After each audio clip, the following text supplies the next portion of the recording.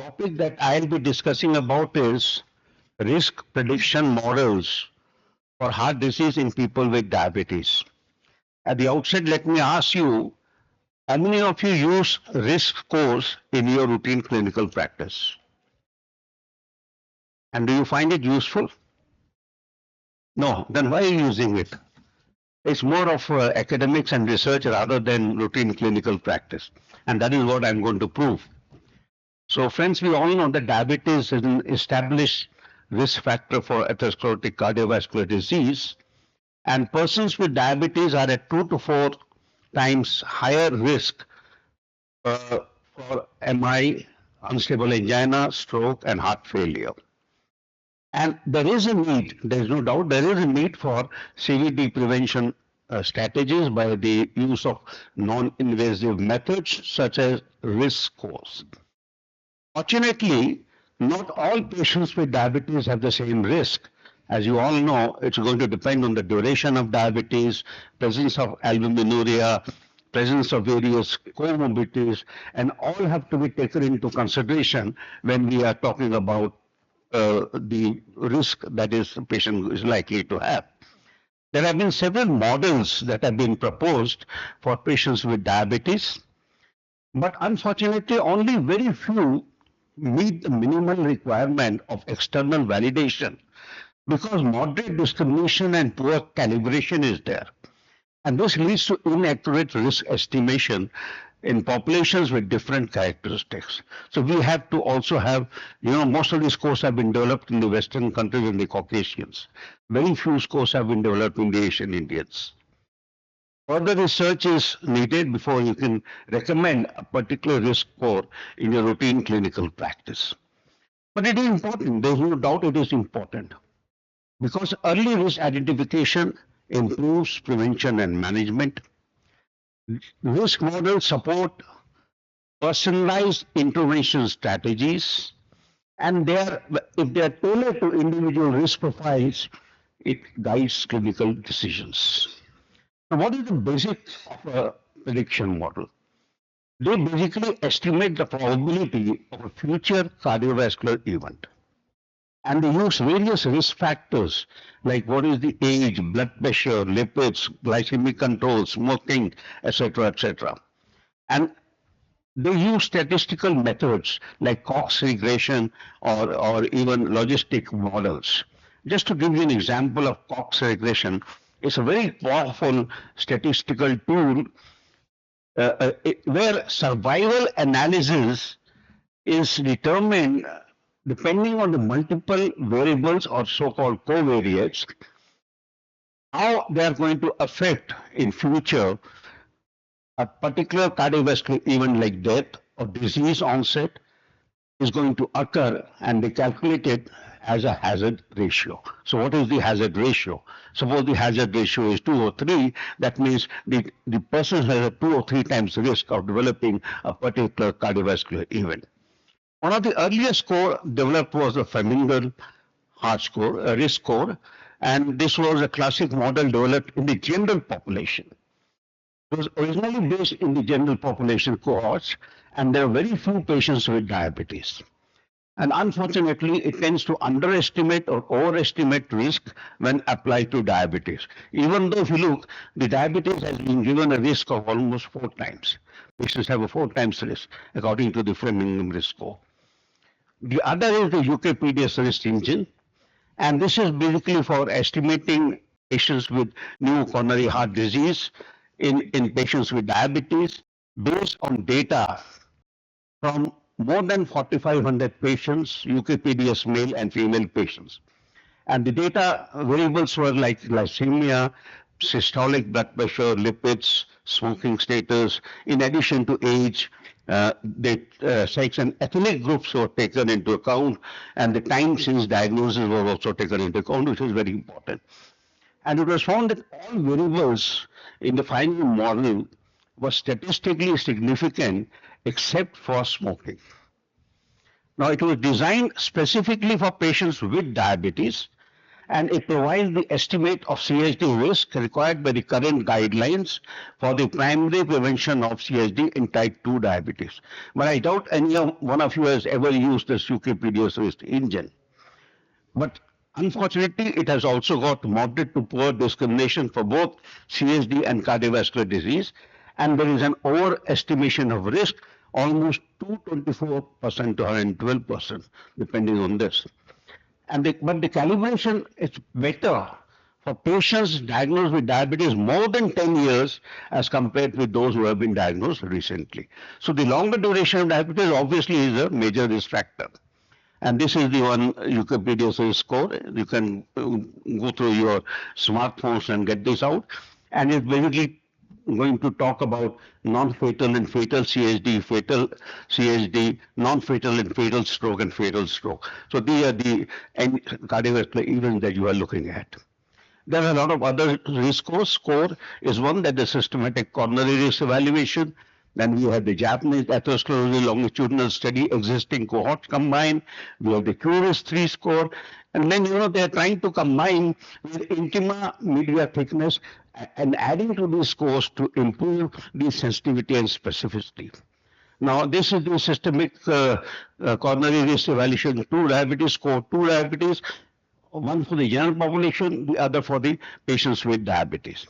And it predicts 10-year risk of cardiovascular disease in European patients less than 70 years of age and who have history of diabetes, estimating 10-year fatal and non-fatal CVD risk. Provides calibrated models based on 4 risk regions in Europe because there it was developed. And risk stratification is sex-specific. But unfortunately, it is not validated in Asian Indians, so we cannot use it, even though the latest European Society of Hypertension guidelines recommend the using score 2 score, but it is not meant for us. Now, this is a wonderful study, the whole study, where they tried to compare 3 important scores, the Framingham score and UKPDS risk function. And this was done in a huge population, 1482 Caucasian men and women, 50 to 75, 10 years follow-up. They had 197 CHD events. So what was the final result? The use of Framingham function for prediction the first CHD event is likely to overestimate an individual's risk, absolute CHD risk. And in CHD prevention, application of the score and UKPDS function might be useful in the absence of a more valid tool. Now, they did it in 3 groups of patients. One was the normal glucose tolerance, that is patients without diabetes. The other was in intermediate hyperglycemia, that is so-called pre-diabetes, and the others was diabetes. And they looked at first CHD and fatal CHD. In patients with normal glucose tolerance, that is without diabetes, the conclusion was population-based models perform acceptable in non-diabetic populations. So it was okay whether you use Framingham score, whatever it is. In patients with pre-diabetes or intermediate hyperglycemia, it's a gray zone and no existing score performed well. So all are unreliable in patients with pre-diabetes. Coming to patients with diabetes, the general population risk models, they fail in diabetes. Even diabetes-specific models like UKPDS, which I talked about, are not fully accurate, especially for fatal events. So you're getting a very mixed picture here.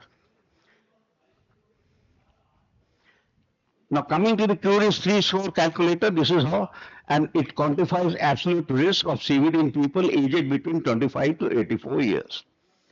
Comparison between the score 2 and QRIS. Score 2, 10-year CVD risk in patients with diabetes. QRIS, 10-year CVD risk individuals only between 25 to 80 without CVD. And QRIS can be used in patients, is not for use in patients with cardiovascular disease. That is important. Now this is another way 22 scores in the primary care setting were compared. And 13 derived the general population, 9 in patients with type 2 diabetes. The message that came out was, if you have more predictors, it does not mean the scoring is good. That is very important to realize. Second, scores specific to individuals with diabetes did not discriminate better than scores derived in the general population. So diabetes is a gray zone. It's very difficult to predict what is going to happen because two patients with diabetes are not the same. They are not going to behave the same way.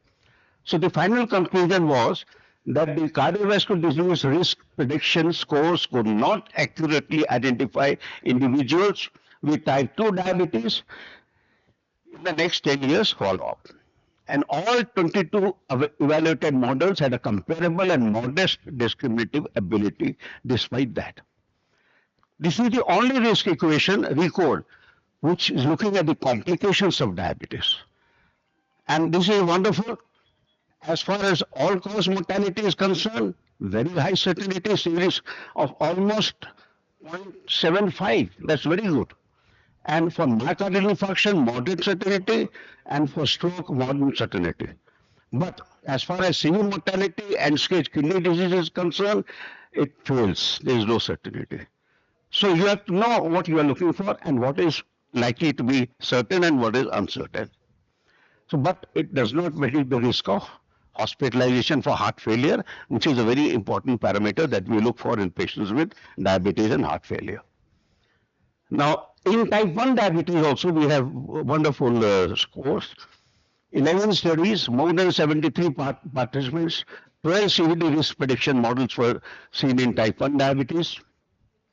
Most of them had moderate to excellent discrimination, specifically developed in type 1 diabetes.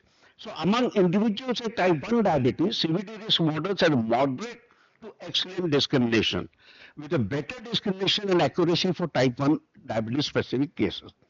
And this is expected because we know the pattern of type 1 diabetes, but pattern of type 2 diabetes we don't know. It's a polygenic. What is going to happen tomorrow, we don't know. We know how type 1 is going to be. Now, personalized risk stratification. And this is where today we are in the concept of AI. We are developing AI risk scores where you can identify high-risk individuals for comprehensive prevention of non-communicable diseases, whether it be CVD, CKD, stroke, diabetes. Predictive analytics can be done. You can select appropriate intensity of lifestyle programs, BP targets, statins, RAS blockades, and screening for end organ damage. AI tools can stratify entire populations and tell you where to focus limited resources to those people who have the highest probability of getting a cardiovascular event. So it is just relocation of resources. And it allows graded personalized prevention strategies from low intensity lifestyle intervention to aggressive polypharmacy and device therapy. And since it is dynamic in nature, you are getting the data almost daily from the wearables like BP cuff monitors and all that. It is a living risk profile. It is not a still photo. It is a video that is going on. So it is very important. AI-enabled scores are really very, very important today in this thing. Emerging approaches, we have very machine learning models, especially XGBoost, that has achieved the highest accuracy of 0.905.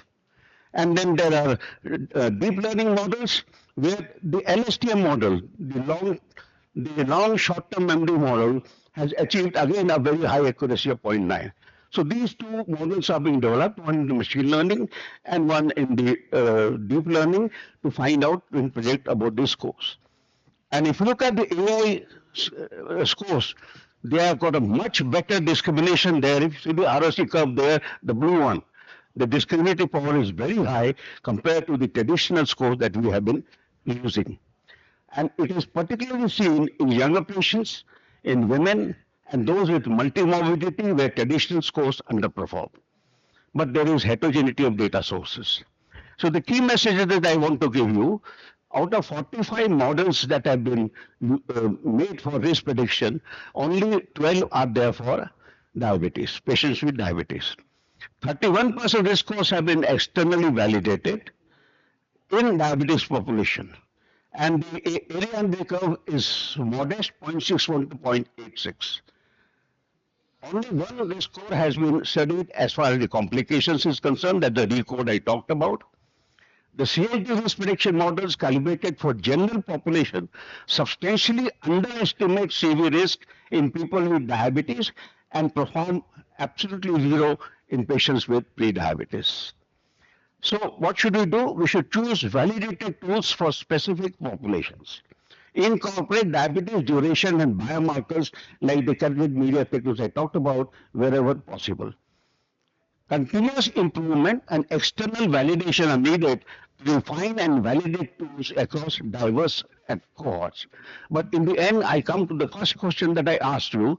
At present, the impact of applying this course in clinical practice is still uncertain. Thank you for your patient hearing. Thank you, sir, for